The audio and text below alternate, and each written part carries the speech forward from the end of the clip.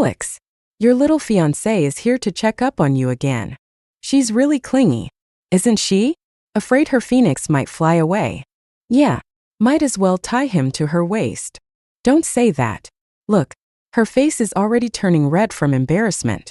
Serena looked up at the graceful girl they were teasing. Her name was Vivian Yao. With her jet black hair, snow-white skin, and slender figure, she exuded elegance. Her smile was sweet and pure, making her the undisputed goddess of the architecture department.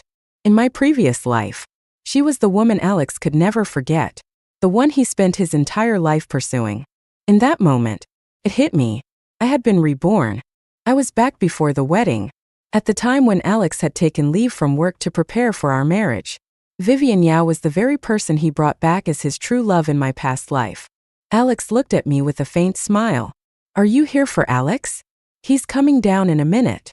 As I stood there under the sunlight, momentarily lost in thought, Alex appeared with his usual cold expression. What are you doing here again? He asked, cutting through the crowd and walking up to me. He grabbed my arm and pulled me to a quieter path nearby. I'm here for a gathering with my classmates, he said impatiently, adjusting his glasses. Do you have to follow me everywhere? His irritation was evident. Serena, the wedding is in 5 days. Can you give me these last 5 days of freedom?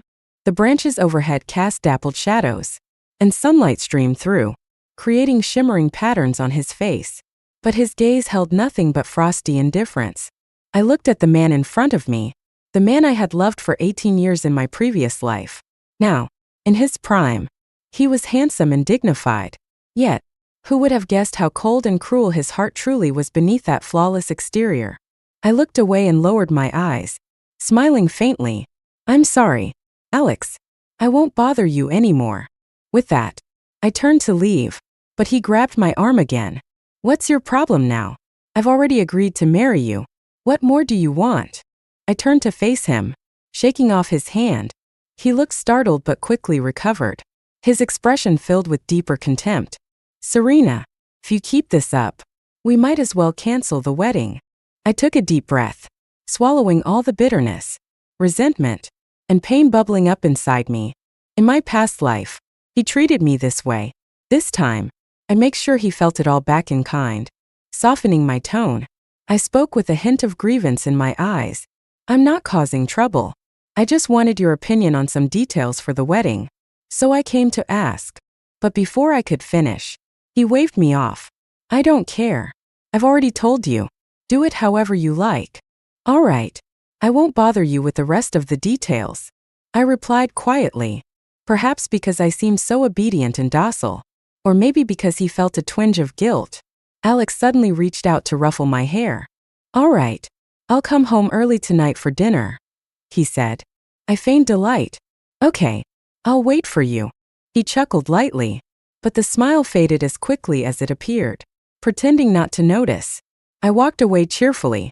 It wasn't until I was far, far away that I finally crouched under the shade of a tree and let the tears flow freely.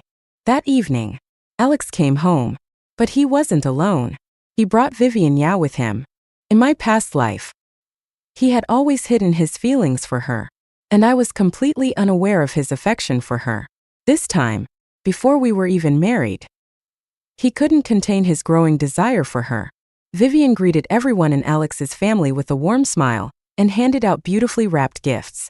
With her beauty, elegance, and grace, she looked perfect standing next to the refined and handsome Alex.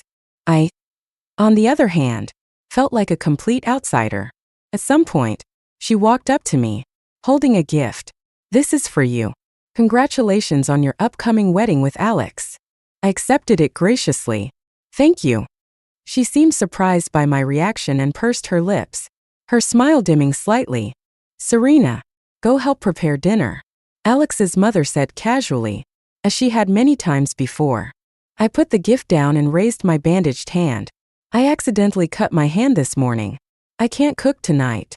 Alex's younger brother, Chris, rolled his eyes. Seriously? A little cut and you're out of commission? So spoiled. Alex's sister, Emily, chimed in. Yeah, you're just trying to slack off. Alex's mother glanced at me and chuckled. Well, She's about to be a bride. Brides are supposed to be delicate. I guess this old woman will have to handle the cooking tonight. Vivian quickly stepped in. Auntie, let me help you. How could I let you do that? You're a guest. It's no trouble at all, Vivian said sweetly. I'll just be your assistant. Soon, she came out carrying a dish. Serena, can you take this? I need to peel some onions for Auntie. She called me so naturally, as if I were her helper. I stood up to take the plate, but before my hand could touch it, the dish tipped over. Hot fish chunks spilled all over her, especially onto her bare legs, turning the skin an angry red in an instant. He exclaimed in shock, crouching down to clutch his reddened leg, tears welling up in his eyes. Serena, you did this on purpose, didn't you? Alex's fury exploded as he shoved me aside. I stumbled a few steps before falling to the ground. My palm landed squarely on the slimy fish pieces, and a sharp bone pierced my skin. My forehead slammed hard against the edge of the table. Alex carefully helped Vivian to her feet before turning to me with a frosty glare. Aren't you going to apologize to Vivian? Fighting through the pain, I swayed unsteadily as I stood. Blood dripped from my injured palm, staining the hem of my dress with vivid red splotches. Alex seemed to hesitate for a moment, but his expression quickly hardened, the coldness in his gaze deepening. Serena, apologize, he commanded. Alex, it's fine, Vivian interjected, gently tugging on his sleeve. I'm sure Serena didn't mean to drop the plate. Serena, didn't you hear me? Alex's voice sharpened. I told you to apologize to Vivian. What if I don't want to? I asked, meeting his icy gaze. Then I'll cancel the wedding immediately. Alex stood tall, looking down at me with a commanding presence. You know my temper. Serena, once I say something, I won't take it back. Behind him, Vivian stood silently. When I glanced her way, her lips curved into a faint, almost imperceptible smile. I knew exactly what she was doing. She wasn't trying to make me apologize. She wanted the wedding canceled. She didn't want to marry someone she didn't love. She wanted Alex. She had walked a long and winding road in my previous life, marrying someone else first before finally ending up with him. But I wouldn't let her have her way. All right, I said, biting my lip as tears brimmed in my eyes. My expression carried a mix of grievance and fear. I'll apologize. As the words left my mouth, Alex let out a barely perceptible sigh of relief, though his face quickly returned to its usual cold demeanor. Don't let this happen again, he warned, taking the first aid kit from Chris, his younger brother, and giving me a disdainful glance. The wedding is in just a few days. Behave yourself. I lowered my head, letting silent tears fall, my face a picture of timid remorse. Alex then turned his attention back to Vivian, carefully tending to her burns. Should we go to the hospital to make sure there won't be any scars? He asked, his tone soft and concerned. Wouldn't that be inconvenient? Serena might feel upset. Vivian replied hesitantly. Upset? Why would she be upset when she's the one who caused the trouble? Alex said coldly, throwing me another sharp glance. She causes problems and leaves me to clean up the mess. What right does she have to be upset? That night, Alex didn't return home. A text from an unfamiliar number appeared on my phone. He's worried about Vivian's injury and wants to stay with her tonight. You should rest early. Don't wait up for him. Bride-to-be. I thought bitterly. The text wasn't wrong. I should go to bed early. There were still plenty of things I needed to handle, like sorting out the old properties and shops my parents left behind, as well as finalizing my inheritance. The houses needed to be entrusted to a reliable agent for sale. Once all the inheritance was settled and liquidated, I'd take every last cent with me. I wouldn't leave a single penny for Alex's family. The day before the wedding, I had to try on the wedding gown for one final fitting. In my previous life, Alex had only briefly tried on his suit before leaving. This time, however, he stayed. Even after I finished trying on the main wedding dress, he remained seated on the sofa outside. When I stepped out in the gown, I caught a flicker of amazement in his eyes, though it quickly faded. The waist seems a bit loose, the stylist commented softly. It would look better if we tightened it slightly. Alex nodded in agreement. She used to have a smaller waist. Tighten it a bit more. But I shook my head. No need. It's more comfortable this way. Not like I'll actually be wearing it for long. I added under my breath. Alex stood and walked toward me, suddenly wrapping his arms around my waist from behind. You've grown up so much, he said with a nostalgic smile. I still remember when you first came to our house as a child, crying day and night. Now, look at you. A beautiful young woman. He lowered his head, his gaze filled with a rare tenderness. And tomorrow, we're getting married. Leaning closer, he seemed about to kiss me, but I raised my hand to stop him. There are people watching, I said, feigning shyness. Alex chuckled, clearly pleased. Fine, then, we'll wait until the wedding night. His breath brushed against my ear as he whispered, I'll save it for then.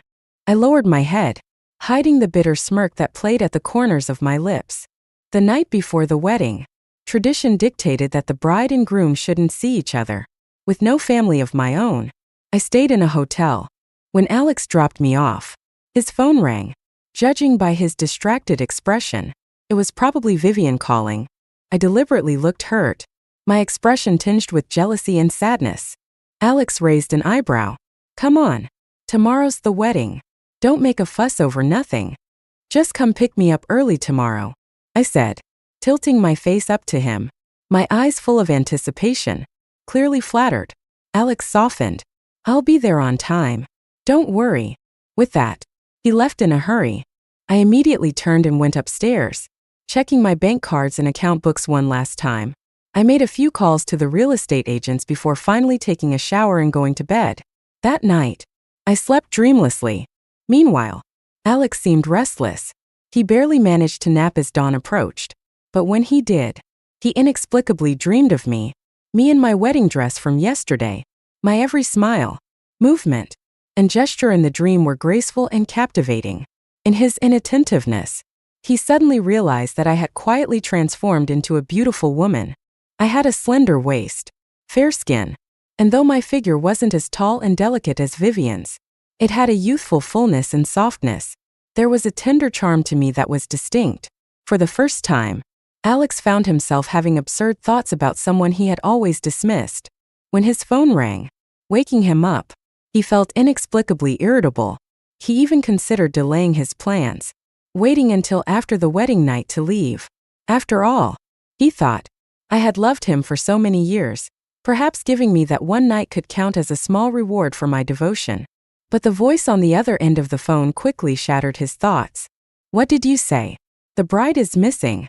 Alex shot up from his seat, his grip on the phone tightening as his fingers began to tremble slightly. That's impossible. Did you check the wrong room? No, Mr. Carter.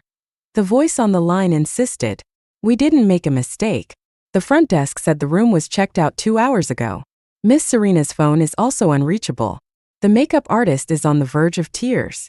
The words rang in Alex's ears like clanging metal, loud and jarring. It took him a moment to find his voice. I'll call her. Please wait a moment. But my phone was already disconnected. Alex frantically scrolled through his contact list, but he didn't know who to call. He had no way of reaching any of my friends or relatives. Despite all our years together, he knew nothing about me. He had always believed that I was entirely under his control, so much so that he couldn't fathom the idea of me leaving. Throwing on his clothes, Alex grabbed his keys and drove to the hotel himself. His nerves were frayed, and he ran 2 red lights on the way.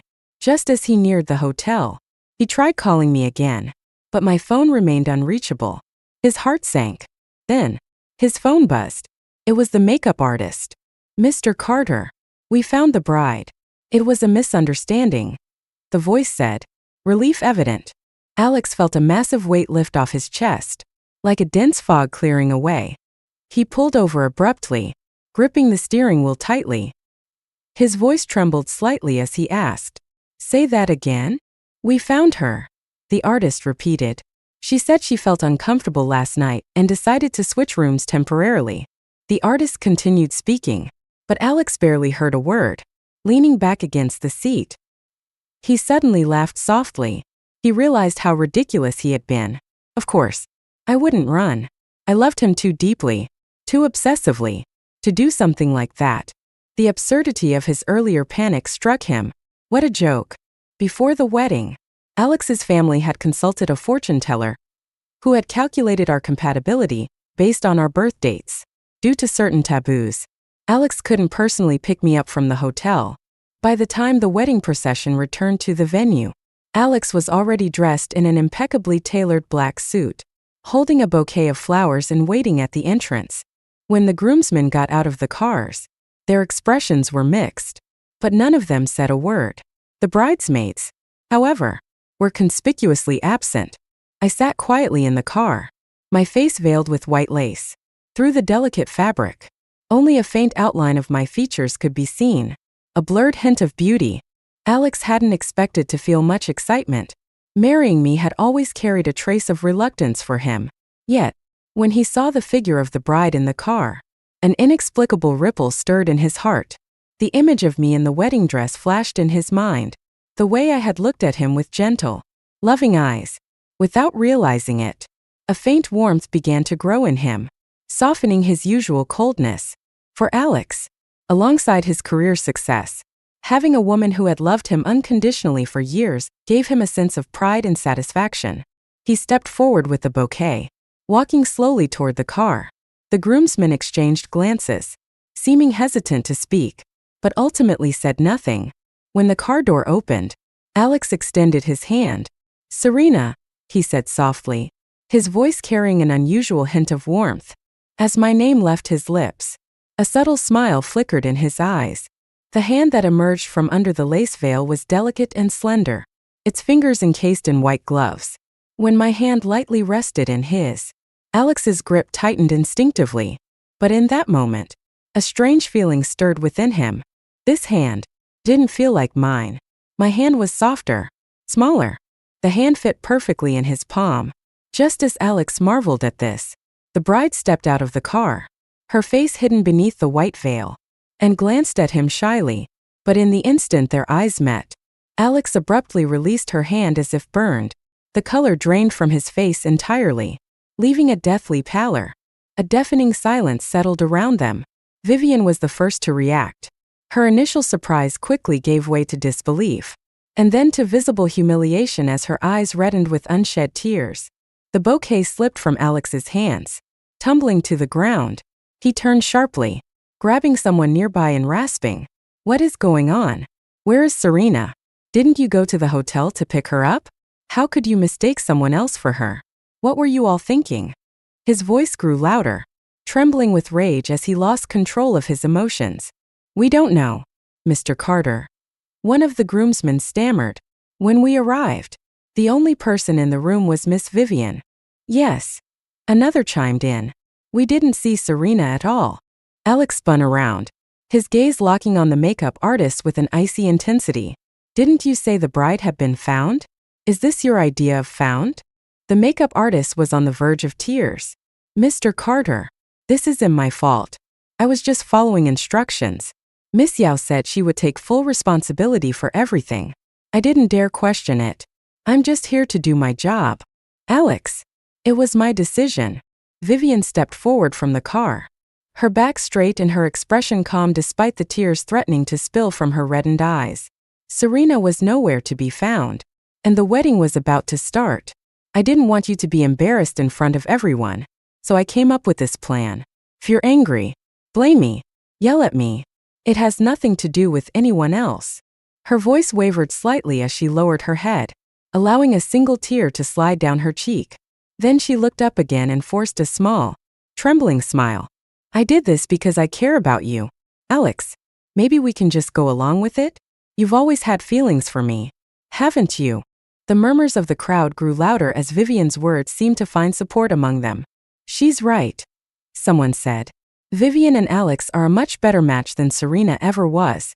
Serena throwing a tantrum and disappearing before the wedding? She doesn't deserve him." "Exactly," another added. "Does Alex really need to beg her to come back? What kind of drama will she cause after they're married?"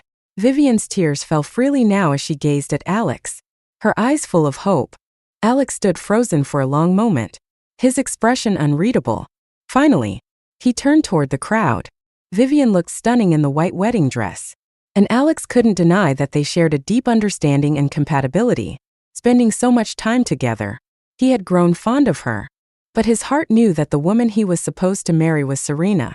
In his mind, he had already considered her his wife, even though he sometimes felt she didn't deserve him.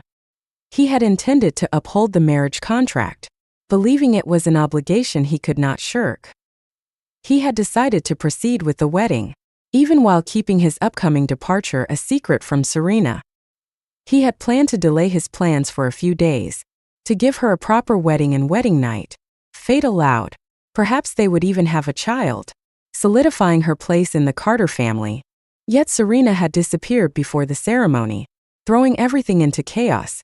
Alex couldn't understand where she had found the audacity to challenge him like this.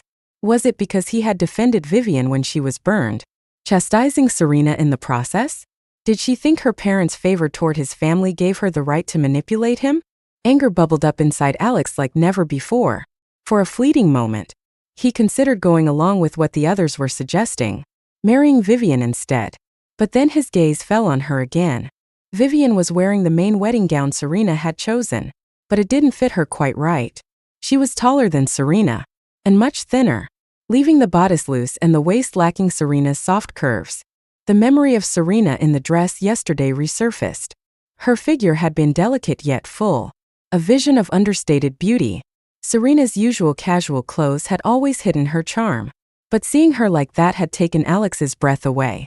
"Alex!" Vivian called softly, breaking his reverie. Her voice was timid, almost pleading. Alex's expression darkened. Without a word, he reached up and tore the boutonniere from his chest, letting it fall to the ground. "I'm not feeling well," he said flatly. "The wedding is postponed." Without sparing a glance at anyone, not even Vivian, he turned and walked away. Vivian stood frozen in place, her face flushing crimson as the weight of everyone's stares bore down on her. Some looked at her with pity, others with disdain, but most seemed eager to see her humiliated. Her entire body trembled, her fingertips icy as her composure began to crumble. Never in her life had Vivian experienced such shame. Despite her modest upbringing, she had worked hard to earn her place at a prestigious university in the city. In the architecture department, she had always been the center of attention, adored by her peers. Even Alex, who had been aloof, had hovered around her like a devoted admirer. Yet today, in front of everyone, he had shattered her pride, leaving her utterly humiliated. Why? How could he do this to her? Vivian ripped the veil from her head, tears streaming down her face. She violently flung the veil onto the ground. It wasn't until I was seated on the departing plane that I finally exhaled a long breath of relief. As the aircraft ascended into the clouds, I leaned back in my seat and closed my eyes. The nightmare of my past life had come to an end, if only temporarily. At this moment, I didn't know what the road ahead would hold, but I was certain of one thing. After cutting ties with this ungrateful family, my future could only grow brighter. When I was 5, my parents died in an earthquake. In their last moments, they used all their strength to push Alex to safety, saving his life. Out of gratitude, his family took me in and arranged for me to marry Alex when we grew up, ensuring I would have stability in my life. As I got older, however, that gratitude became something else entirely. As Alex's future grew brighter, I was reduced to nothing more than a pitiful hanger-on who had lucked out by being associated with the Carter family. When Alex went abroad for humanitarian work, he disappeared without a trace. During those years, I sold the house my parents had left me to pay for his mother's medical bills. For 5 long years, I cared for her while she battled her illness. Later, when Alex's younger siblings married, had children, and built their lives, I willingly handed over my inheritance to help them. When Emily, Alex's sister, got married, I provided her with $36,000 as part of her dowry. When she gave birth, I gave her another $6,000 as a gift. When her husband abused her, I stood by her, helping her seek justice, file for divorce, and even bringing her and her child back to their family home. But when Alex finally returned and wanted me gone, it was Emily who said, with a cold smile, "We've been taking care of you for over a decade. We've more than repaid the debt your parents left us. In fact, my brother sacrificed his chance at happiness for you. If you had any conscience, you'd step aside for my sister-in-law." When Alex brought Vivian back, it was their mother who happily accepted her into the family. She welcomed Alex's decision to oust me with open arms, fully supporting their relationship. For 10 years, Alex had secretly sent money to the Carter family while living abroad. During that time, he and Vivian had already been living together, raising children. Everyone in the Carter family knew about it except me.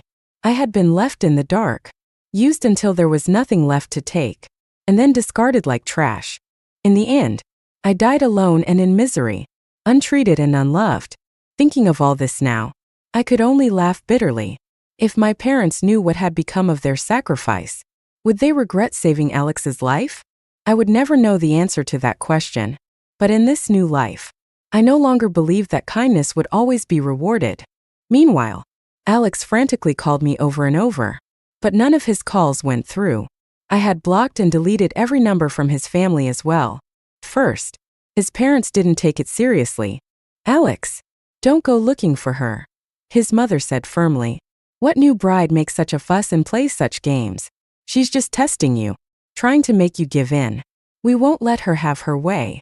In their eyes, I was just an orphan girl, helpless and head over heels in love with Alex. Their pride and joy, they couldn't imagine that I would ever truly run away. They dismissed my actions as nothing more than a childish tantrum. But Alex remained by the window, unmoving. A sense of foreboding gripped him. He knew deep down that I wasn't throwing a tantrum or trying to manipulate him. I was truly angry. I truly didn't want to marry him anymore. He thought about the kiss I had avoided when trying on the wedding dress, the way I had quietly urged him to leave the hotel the night before. I no longer acted like the anxious girl who cried and clung to him at every little disruption. In the past, every woman around Alex had been a source of paranoia for me. My constant jealousy had been both flattering and suffocating to him. It was one of the reasons he had applied to work abroad, to escape me. He believed he had paid back his family's debt to mine. He felt no guilt in leaving me behind to pursue a life he truly wanted. What he hadn't expected was that I would be the one to leave first. "Wait," Emily suddenly said, breaking the silence. "What about my gold jewelry? You promised me that once she became part of the family, she'd buy me a whole set of gold. Now she's gone, and so is my jewelry." Alex's chest tightened. He remembered the inheritance my parents had left me: properties, shops, and a large amount of cash. Outwardly, it seemed the Carters had supported me all these years, but in truth, they had spent far more of my family's money than their own. Alex had been vaguely aware of this, but now it struck him more acutely than ever. I might have disappeared, but as long as the assets under my name remained untouched, it meant I hadn't truly left for good. He convinced himself it was only a temporary scare, that I was just trying to teach him a lesson. "Why are you so anxious?" Alex's mother said nonchalantly. "Wait until she lowers her head and comes back begging for forgiveness. When she does, you can ask for whatever you want." Emily pouted. "Who knows when she'll come back? What if she doesn't?" "Impossible," their mother scoffed. "You know how much she adores your brother. If it weren't for her devotion to him, I wouldn't have agreed to this marriage in the first place." Alex suddenly turned around and spoke coldly. "Mom, go find someone right now to check if Serena's properties are still in her name." His mother froze. "What do you mean by that, Alex?" "If the properties are still there," Alex said with a self-deprecating chuckle, "then it means she's just throwing a tantrum. If they're gone—" He didn't finish his sentence, but his meaning was clear. Realization dawned on his mother, and she couldn't stay seated. She rushed out, muttering, "I'll go find out right away. Her houses, her shops, those things can't be sold off so quickly." Emily, now in a panic, grabbed Alex's arm. "Brother, what are you saying? Do you think Serena actually ran away from the wedding?" Alex didn't respond, his expression cold. Emily stomped her foot. "I already told all my cousins about her. She really ran off. What about my jewelry? You promised me she'd buy me a whole set of gold when she joined the family. Now that she's gone, what happens to that? And how am I supposed to face everyone?" Alex sneered, his gaze sharp. Why are you so upset? Didn't you always say you didn't want her as your sister-in-law? Who doesn't want money? Emily muttered. Alex's cold smile widened. Exactly. Who doesn't want money? The Carter family looked down on Serena, but they clung to the engagement as if it were a lifeline. He realized now that he was no different. Serena had money but no family to protect her. She had loved him wholeheartedly, and by marrying her, her wealth naturally became part of the Carter family's assets. That had been his unspoken assurance when he applied to work abroad. He could leave without worrying about anything. Emily's petty and selfish behavior disgusted him, but deep down, he saw the same qualities in himself. Brother, what if she's really gone? Emily asked, her voice trembling. Alex's expression remained cold as he headed for the door. I don't know. What are we supposed to do? Emily wailed. Mom already paid the deposit for the new villa. Alex's laugh was icy. Whoever made the decision can pay for it. Without another word, he slammed the door, shutting out Emily's angry cries. I had left for a southern city I had always loved. Back when I was applying to colleges, I had followed Alex to Beijing, even though my dream school was elsewhere. Now, with the freedom and resources to make my own choices, I decided to fulfill the dream I had abandoned. I bought a cozy 2-bedroom apartment near the university I had once longed to attend. After settling in and taking 2 weeks to rest, I began preparing for graduate school. If I couldn't study there as an undergraduate, I'd do it as a graduate student. In my previous life, Alex had returned triumphantly from his work abroad, celebrated as a hero. He had married Vivian and moved into a new home, basking in the peak of his success. As for me, the city had been in full bloom, but I had arrived at the wrong time. This time, I would experience the spring for myself. 2 months after I had settled into my new life, Alex unexpectedly appeared. Spring was in full bloom. I had just left the university library when I spotted him standing outside. He looked thinner, but his presence still stood out among the crowd. Once, his mere gaze could make my heart race. Now, I felt nothing. Hugging my books close, I walked past him. Serena, he called softly. I stopped and turned to him, my expression indifferent, as though looking at a stranger. I've been looking for you, he said. Why? You're my fiancé. We're engaged. We're only engaged. Alex, we never registered the marriage. It's not legally binding. Alex's white shirt was pristine as always, and his glasses framed the face I had once loved so deeply. But now, none of it mattered. I've thought about it a lot since you left, he began. I realize I was wrong in how I handled things with Vivian. I admired her academic achievements, but there was never anything romantic between us. I've already spoken to her, and she left the country 2 weeks ago. She won't be coming back. I promise nothing like that will ever happen again. Come back with me. Serena, the wedding arrangements are still in place. We can hold the ceremony anytime you're ready. What makes you think I would go back with you? Is it because I used to love you? I smiled as I looked at him. Alex, haven't you realized it yet? From the moment I left, you became nothing to me. I know the past hurt you, Alex said, his tone softening. I've reflected on everything. Nothing ever happened between Vivian and me. I swear. Does that matter? I asked. Alex, I don't care about you and Vivian, because I stopped loving you a long time ago. That's impossible, he insisted. We grew up together. You've loved me for so many years. And yet, your love didn't stop you from secretly applying to leave for your overseas project. Planning to leave right after the wedding, did it? Alex's face went pale, his expression changing drastically. How do you know that? I know you were planning to leave with Vivian. If I hadn't stopped it, you two would have started a new life abroad. While I stayed behind, oblivious, I would have been left to fulfill your duties, care for your family, drain my inheritance, and be cast aside when there was nothing left of me. Isn't that right? He looked at me as if he'd seen a ghost, his face white with panic. But I didn't let him off the hook. I stepped closer, meeting his gaze head-on. If I'm right, your mother is gravely ill. Isn't she? Alex instinctively took a step back. How do you know that? I chuckled coldly. I know your mother well enough to guess the timing. She must have just been diagnosed. and you're keeping it a secret out of pride. So tell me, Alex, did you come here to make amends? Or are you just looking for someone to care for your mother and use my inheritance to fill your family's bottomless pit? That's not fair, he said, his voice rising. How can you think that about us? My family raised you, supported you for over a decade. Doesn't that mean anything to you? Everything they took from me has already repaid their kindness. I said flatly, don't come looking for me again. Alex, I have no ties to your family anymore, and neither do I have anything left to say to you. I stepped past him, heading toward the campus gates. But he wasn't done. Serena, please, he called after me, his tone pleading. Think about it. Think about everything we've been through. Can you really just let it all go?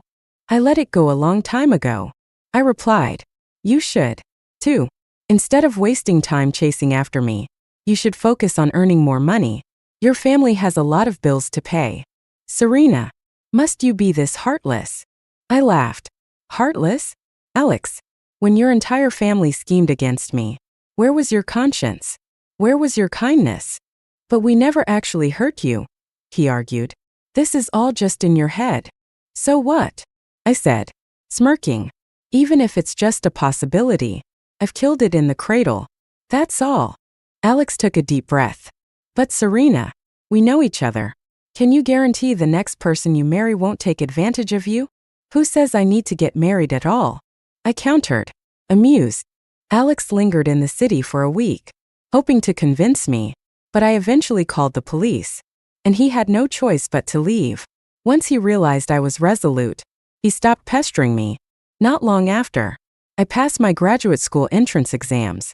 One day, a classmate from my hometown contacted me privately, telling me the Carter family's reputation had plummeted, and they were struggling to get by. More and more stories began to surface, how they had taken advantage of an orphan girl, showing no gratitude for her sacrifices. Alex's mother had become bedridden, her health deteriorating rapidly. Chris had turned to delinquency, landing himself in jail for several months.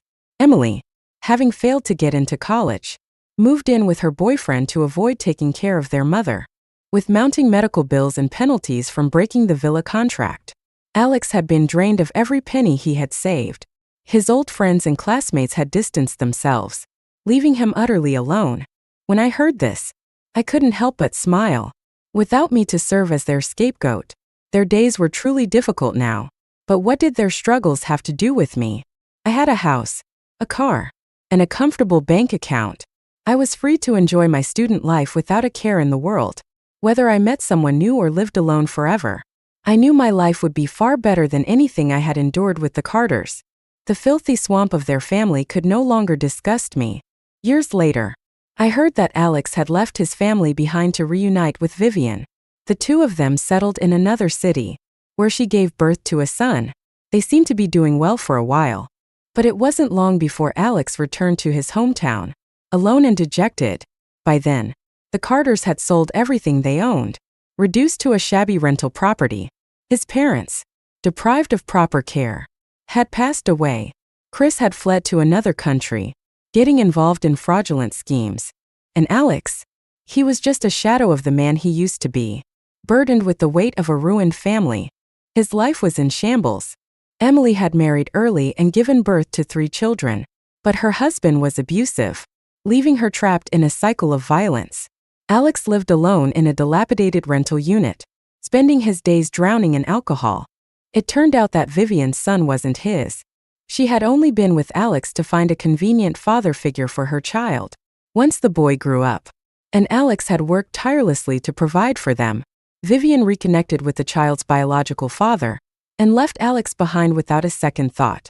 I encountered Alex once when I returned to my hometown to visit my parents' graves.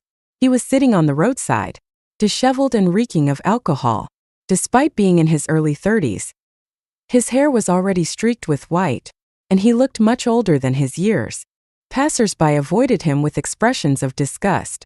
No one would have guessed that he was once the successful, admired Alex Carter. I didn't feel any pity for him. My sympathy for him had long since died. But I couldn't help feeling a faint sense of irony. When we were children, Alex had been kind to me, He was my hero back then. But we grew up, and everything changed. As I walked past him, I felt his gaze on me. He seemed to recognize me, springing to his feet with a sudden burst of energy. But then, as if ashamed, he turned his back and covered his face with his hands. I didn't stop. I didn't acknowledge him. I simply walked past, my steps steady and unbroken, leaving him behind just as he had once left me. Another spring came, and the flowers were in full bloom once more. I wouldn't look back. I wouldn't forgive. I would simply keep walking, moving forward into the endless spring that belonged to me. Serena,